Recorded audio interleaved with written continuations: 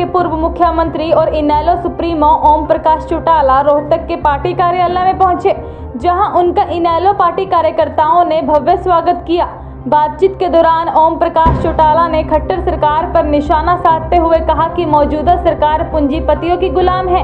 ये आमजन से पैसा लूटकर अंबानी अंडानी का घर भरने का काम कर रहे हैं। वहीं ओपी चौटाला ने धरने पर बैठे किसानों पर प्रतिक्रिया देते हुए कहा कि वह जल्द ही देश भर के किसानों से मुलाकात करेंगे।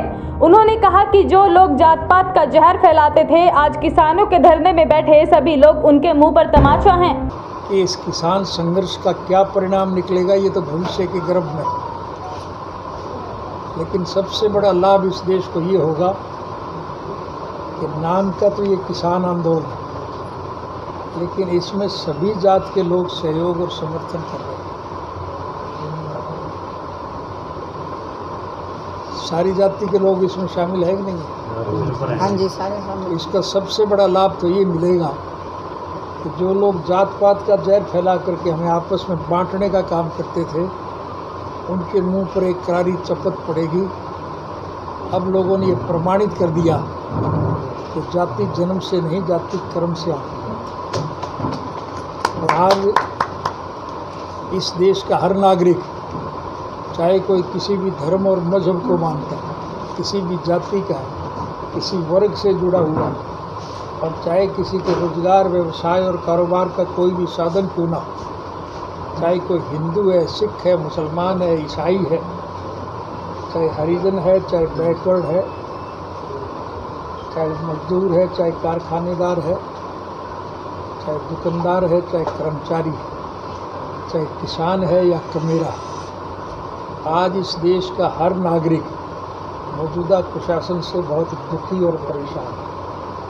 इस बढ़ती हुई महंगाई ने आम आदमी का जीना दूभर कर दिया। और सबसे अजीब बात यह है कि जो देश कृषि प्रधान देश विश्व के स्तर पर कहलाता था, आज कृषक की हालत सबसे ज़्यादा दयनीय है। इस सरकार ने किसान को अपने खेत में मजदूर बना के खड़ा कर दिया। अगर प्रभु की कृपा हो जाए, किसान का उत्पादन बढ़ जाए, तो उसका आज कोई खरीदार नहीं, और अगर किसी का माल बिक जाए तो फिर उसके पैसे नहीं मिलते। आज मैंने मंडियों में खुद देखा है, क्योंकि मेरी आदत है सड़क सड़क फिरता रहता हूँ, कि ट्रैक्टर ट्राली अनाज की भरी हुई वापस जा रही है घर को। मैंने रोक के पूछा कि तुम वापस क्यों ले जा रहे हो? वो कहने लगे कि क्या करें, कोई खरीदता तो है ही। किसान का उत्पादन किसान मंडी में बेचने के लिए लेके जाए और वो ना बिके, उसे वापस घर लाना हो तो बहुत तकलीफ हो। लेकिन हालात देश के इस किस्म के हो गए, इसलिए आज इस देश का हर नागरिक परेशान है। और उन परेशान नागरिकों की हौसला अफजाई के लिए